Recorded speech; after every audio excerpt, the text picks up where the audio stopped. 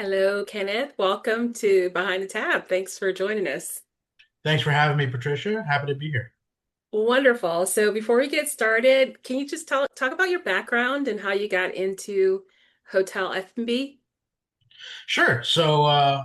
I've been in hospitality overall for over 15 years, and I have the unique approach coming from the independent restaurant, bars, and nightlife side. And now, over the past 5 or 6 years, on the hotel side as well. When I crossed over into the hotel side, I did see a little bit of a disconnect.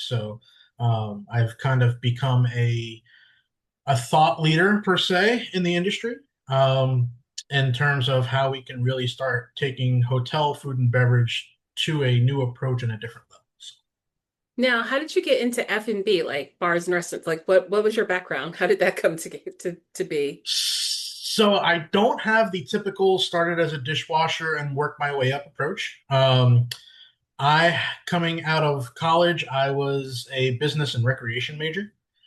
So I was working in recreation in the hotel or resort industry, but not on the food side, just as a general in the general resort industry. And a friend of mine was opening up a restaurant and bar and asked me to come along, knowing that I had a really good customer service background. Asked me to come along and help develop their front of house team to really come in and take care of the guest. He was very much focused on we want to make sure that people that come to our establishment have a great time, and he was very people focused in that approach. So I wanted to make sure that the people that were representing his brand were there to take care of the guests in the best possible way. So brought me on to help him with that. I also had an entertainment industry background a little bit as well, so helped him with the entertainment aspects of his bar, booking entertainment and so forth and so on. A little bit of that, but it wasn't the typical start at the bottom and work my way up. I've always been in a management. Oh, okay, cool. And I think before we started talking, you said you're from New York. Was most of your work up there, or were you all over the country?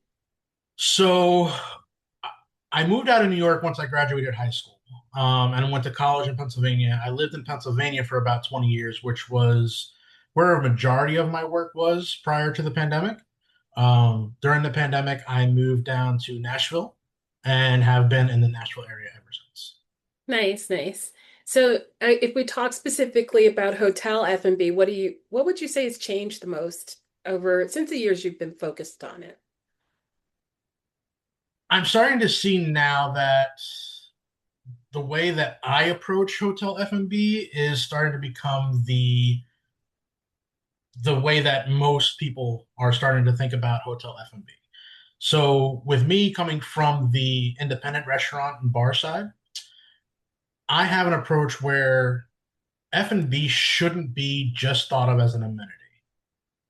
And that's how hotels operated for decades. That it was there just as a place for people that are staying on property to come in and grab a quick bite to eat and go back up to their room or order in-room dining or whatever it may be.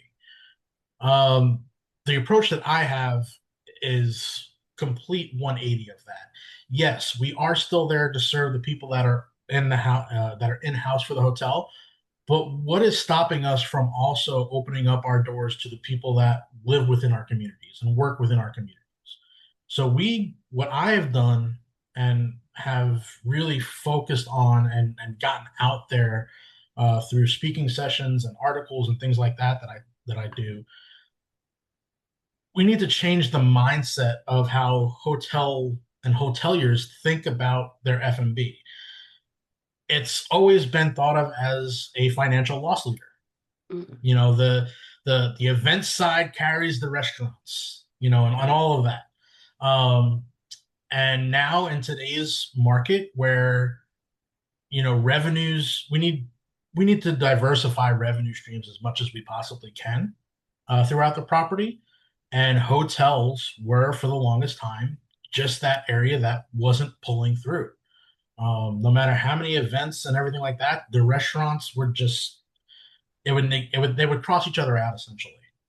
So now if we can start turning around our in-house outlets, our restaurants, our bars, and actually get them profitable, it makes a Yeah. world of difference all the way around. It's interesting. You bring it up as you're saying this, I'm thinking about my own experience in hotel restaurants. They generally are overpriced. They tend to be underserved. Very difficult to get service. Uh, the quality can be good if you want to pay a lot, but there's a there's a lot to be in my experience, and I'm kind of old, been to a lot of hotels. There's rarely do I have a really good hotel restaurant experience. So, yeah. So I guess that leads to I don't know if you have any feedback there or, I do. And, part of that is every hotel restaurant almost feels like they have the same menu. I mean, it's the chicken Caesar salad, the steak frites, the burger, whatever it may be, but there's no locality and there's no regionality to it. One thing that we focus on, and when I go out and work with a property in a consulting role, is we want to develop that community partnership and relationship. And one way that we really focus on doing that is within our actual menu development and everything like that. We want to partner with locally sourced product. So butchers, farmers, whether it be produce, proteins, whatever it may be, um, bakeries, for those types of rolls and desserts and stuff like that. On the beverage side, local distilleries and breweries and wineries, if they're available. We Mhm. try to incorporate all of that into what we do. The way people dine out now, it's no longer the quick go in, grab a quick bite, and get out. They want that experiential dining. So if we can do something to really bring that aspect out within hotel F&B, that's going to be the game changer that moves everything forward. Nice, nice. And so I guess that leads into the next question is, other than, I mean, I love the idea of kind of place and focusing on that. So when you think generally, when it comes to hotel food and beverage performance, where do you feel like the biggest gap is? I think it's just the mindset, to be honest, and getting over the way things have been done for decades. The world and the way people consume things has changed. Um, and us as a whole industry, hotel wide as an industry, have really not adapted as quickly as the rest of the world has and other industries have. So I think that's probably one of the big things that needs to. We've been afraid as an industry to implement technology because everyone thinks of hospitality, especially after the pandemic. People were locked up in their houses and stuck on Zoom calls, as great as this is. Um, but people miss that interaction, Yeah. and I think that's one of the reasons that the industry in itself has been afraid to adapt to technology. When the rest of the world has, they're afraid that we're going to get away from that hospitality mindset and that people-driven mindset, and not realize that technology can also be used as a way to enhance that people forward mentality, especially in today's society. Yeah, so that really gets into our kind of when we think about the guest experience, it's all about trying to create a frictionless experience for guests. So in the hotel food and beverage scenarios, where do you see them maybe unintentionally introducing friction for guests? So I'm not here to talk bad on any systems or anything like that. I think hotels need to look towards using more tech focused and guest friendly systems. Whereas the legacy systems that have been used for decades within the hotel industry, whether it be a PMS, property management system, or POS, they haven't progressed and moved forward with what they offer. Um, So give me an and I think example. So like in a perfect scenario, give me an example. What would the hotel F&B experience be? Like walk me through what an ideal scenario might be. so. An ideal scenario is QR ordering. Um, things of that nature. So, perfect example. I did a project in the middle of last year, um, first quarter going into second quarter, that they were on they had a POS system, and they weren't doing anything to really drive revenues. They, like most hotels, had completely abandoned in-room dining um, during the pandemic and never really brought it back. So what we did is we actually implemented a QR code based ordering system and a digital ordering platform for that property, not only for their in-room dining, but also for their hotel, or for the pool areas, the cabanas, the pool chairs, things of that nature, and the recreational areas as well. So what we did is essentially we put in individualized QR codes. We implemented a system that tied into their POS. So it wasn't that the order didn't come in and then had to manually be input by, somebody else. It automatically fed through. Um, People can order on their phones. They hit a QR code in their room or on their pool chair, cabana, whatever it may be. That is an individualized QR code. So each room has its own unique QR code. Each pool chair has its own unique QR code, whatever it may be. Again, that removes the friction because now a guest isn't having to enter that information directly into the system. They're not looking around on their pool chair for a chair number or anything like that. It's automatically tied in. That also will bring up the menu specifically for that area. So the pool menu is different from what we offer for in-room dining. So all of that. And then based on what people are putting in their carts and what has been put in by people that have ordered similarly, also bringing in different weather aspects and things like that. It's tying all of this AI and data into this system and offering smart upsell opportunities. And then the last part is the part that was constantly being missed, was how do we get them to pay? Um, a lot of them were only offering, especially in the legacy systems, you can only swipe a credit card. There's no table side handhelds or for anything like that. Um, a lot of them people couldn't add things to their folio for a room charge. So we implemented all of that payment processing. And again, people weren't looking for a pool server to come around and take their drink order. If they just wanted to put a drink order in, they hit their QR code, they place the order themselves. And now you just have runners and things like that. So it simplified, and it brought a whole frictionless guest experience and workflow for the guest experience. Yeah, no, that sounds great. And I always think about my own personal experiences. Obviously, given what we do for a living, that's great to hear, that seamless experience.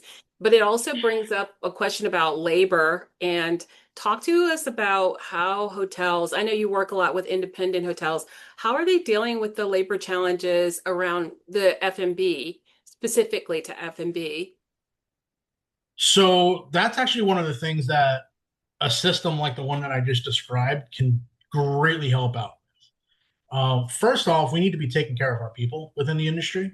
Um, the whole culture situation, and people aren't numbers, they're people, and they want to feel valued. So that's the first thing. Beyond that, in terms of labor and actually controlling labor costs and things of that nature, implementing a system like the one that I kind of just outlined, instead of having, maybe 8 to 10 servers on a pool deck, maybe now you're bringing down to two servers on the pool deck for people that aren't, too familiar with QR code and that type of technology.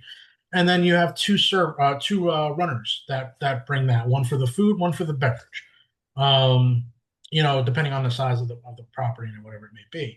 So now you're dropping your labor for that shift by 50, 60, maybe 70%, depending on how. So in terms of reducing labor costs, that's a great way to do it. Same thing for in-room dining. You don't have to have somebody answering the phone anymore. All of that. You just need one runner to take everything up, and that can be a server from the restaurant floor. Yeah, you bring up the issue of in-room dining, and I think you're 100% correct. Since I've been out on the since the pandemic nobody really supports it anymore. And I think that's Mm-mm. a huge loss. It's a huge loss. Room service was like a huge part of going to a hotel, For sure. and it And doesn't not exist only anymore. just not having it, but not having it the right way. Yeah. It used to be, the room service attendant would bring the cart and wheel the cart into the room, and it would be a presentation. Yeah. Now, if the hotel has in-room dining, it's a knock and drop with a paper bag with to-go container, excuse Yeah. me, to-go containers. It just doesn't have the It's the completely oomph different. anymore. It's gone. Yeah. Yeah. So you're working with independent hotels who are open to rethinking the way they do things to make it more human-centric and profitable, it sounds like. For sure. And also tying in again that regionality and local flair. It doesn't have to be white, like going back to in-room dining. It doesn't have to be that white glove service. But if we can do something unique to that region or something that is unique to the story of the hotel and implement that into the in-room dining aspect, that's that's Yeah. where it needs to be. Yeah, that sounds amazing. I wish I could experience a hotel that did that. So then tell They're me few and how, far between. yeah, yeah, sadly. So tell me how you get involved. Like, how do they bring you in? Like, if imagine I'm in that space and I know I have an issue. I'm trying to solve these problems. How do they find you? So I have a pretty good following and community on LinkedIn, on my LinkedIn page, and then also I do speak at a lot of industry events, conferences, and things of that nature. I do partner with a lot of um, state associations as well. So, if state associations have recommended vendors or suppliers or partners or anything like that, I Mhm. have a few connections in that way as well. But Mhm. a lot of it comes through my LinkedIn, and I try to post pretty regularly on LinkedIn, Yeah. and also through speaking events at industry events. Yeah, we didn't talk about this, but I know just on LinkedIn and all social media platforms, people tend to gravitate to the more strident or stronger positions and points of view. If you had to think of like one of the more controversial things that you believe that other people just don't get, or maybe they're coming to get, what would that be? It would be it's amazing. So when I started talking about changing the mindset of hotel F&B, and this was probably 3.5, maybe 4 years ago, give or take ballpark, seeing where it was from then, where I was one of maybe a handful of people that, I personally know that have, talked about this. And now as I log into LinkedIn, I'm seeing it more and more, especially in terms of the um, just the vibe of the experiential dining vibe of and bringing in that locality and regionality to F&B within hotels. That is really starting to take off. Um, the tech side, maybe not as much, but I'm starting to see it sprinkle in a little bit more here and there. But definitely just we need to get away from amenity focused and more community driven. That Yeah. is the biggest thing that I'm starting to see. Yeah, it's interesting. I recall years ago, even for like I live in the DC area and sometimes for 4th of July, you'd want to go and stay in a hotel. Like I literally live like 20 miles from DC, but I go and stay in a hotel so that I can have Hmm. that experience of a hotel. And now it's like, no, I think I'll just stay home. I have better amenities at home. It's kind of sad For like sure. that. So if you do you have any examples, not to put you on the spot, but do you have any examples of specific properties that are doing some really cool things? Yeah, I mean the one that I kind of mentioned earlier, where we implemented the digital ordering platform, that's definitely one of the properties that has really taken off. They saw an increase of about 40% revenue year over year, um, or quarter over quarter, I should say, from the Yeah. previous year. Now, So that's Did they change their F&B at all? Did they change their menu? Did they add a bar? Like what was their bar service We like? we we did bring in a more regionally menu focused approach. Hmm. So in addition to the and implementing the tech piece and everything like that, we did try to hone in on what's the identity of the restaurant. What's the story? What are locals craving for? So that was a multi-month project where we did I did a little bit of a market analysis and research on that and what's going on. I talked to a lot of community leaders. It was in a big business district, but it was in a big business district. It was open for breakfast and dinner and had no lunch hours. Interesting.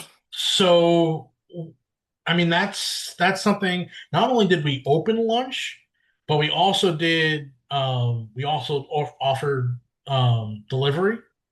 You know, Hmm. within a mile radius, whatever it may be. And instead of using a third party delivery service, we just did it ourselves. Um, and it, but it grew the revenue like just absolutely crazy. People started calling in, and especially that we delivered, and we could bring things to them. We started offering catering for lunch. Smart. For groups that were coming in and whatever it may be. We had the staff there. I mean, we were doing banquet events and things like that. We were already doing catering within the property. Why can't we take it outside? So Yeah. we started doing all of those things, and they're year over year. I actually just talked to the property GM about 2 weeks ago, and he said from where they were last year to where they're projecting this year, they're up right now almost about 50% That's in awesome. revenue. Yeah. Yeah, that's great. Now were they able to do that without adding staff or how were the economics of it all? They did have to add some staff just because it was a very slowish restaurant. They had to add staff because we did bring in lunch and things of that nature. So, for those reasons we had to add staff.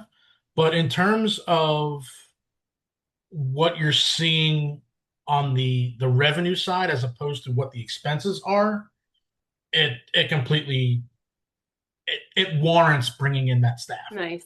Nice, nice. So then I guess I'm sure there's a marketing component too. For Could you talk sure. a little bit about that? Yeah, so they had no online presence for their restaurant. They were, again, a generalized hotel restaurant. They weren't a restaurant that just happened to be in a hotel. So we gave them an identity. They had a great name for the restaurant. They just didn't anything else to go along with it. So we started coming up with a brand identity. We started coming up with concept development and story development. Why are we here? What's our purpose here for this particular restaurant at this hotel? That was one of the first things that we did. Once we had that, now we can start rolling everything else through the system. Um, I think if you don't have an identity before you start doing things, it's almost putting the cart before the horse. Mm, And you only have really one shot at doing something here before, if it doesn't go well, before people start laughing you off the block type of thing, right? mm, So we need to make sure that all of our due diligence is done before we roll anything out. So all of the hard work was done, before we even did anything for the public. We were doing all the work on the backside. So, all of the marketing aspects. We created a website. We created SEO, social media. The biggest thing that we wanted to do was we gave them a brunch on the weekends too, right? Because now people are working Monday through Friday in the business district. What are we doing on Saturday and Sunday to help keep that revenue momentum going? So we did a weekend brunch, and it became one of the best brunches in town. It got notoriety, and that was within 3 weeks, a month of us starting it. People were like, "Hey, this brunch is actually really legit." And now when people type in "best brunch of" in the city, it's one of the first ones that pops up. Nice. So again, that online presence is huge. So in terms of marketing presence, massive. Social media. The biggest thing that we did was building a database of clientele and potential clientele. So one of the big proponents that I do is you go into a hotel, and I'm sure you've seen this from hotels that you stayed at too. When you want to get on the internet, it asks you for your last name and a room number. And that's the only way that you can get on the internet at the hotel. Well, we can set up a similar type of system specifically for the restaurant that is asking for different data points. So name, email address, phone number, and zip code. The reason we ask for zip code is now we can create different mailing databases based on if they're a local or if they're a guest that is not local to the area. And now we have different ways to market to those specific, groups. So just little things like that has been a huge step in the right direction for that particular property. Nice. Well, we could talk forever about the whole Oh thing, yeah, from the food to the beverage program to the ordering platforms to the marketing. There's a lot that goes into it. So I guess at this stage, since we are kind of coming to the end of our conversation, we always like to end with a challenge. So if you're communicating to people listening to this podcast, what would you give them as a practical challenge over the next 30 days? Something that they can do to either learn or grow their business or analyze what's happening. I'm going to kind of give a three-step succession kind of order thing that can be done within the first 30 days, give or take. So the first thing is walk through your restaurant of your hotel as if you were a local guest and have that perception of it, right? Don't have the perception of it as you're the director of food and beverage or the restaurant GM or the hotel GM or whatever it may be. Have the mindset of if I were living in this community, is there anything that would make me want to come here? If there's not, let's start identifying some things. That leads to the branding and to the story development and what is all of that.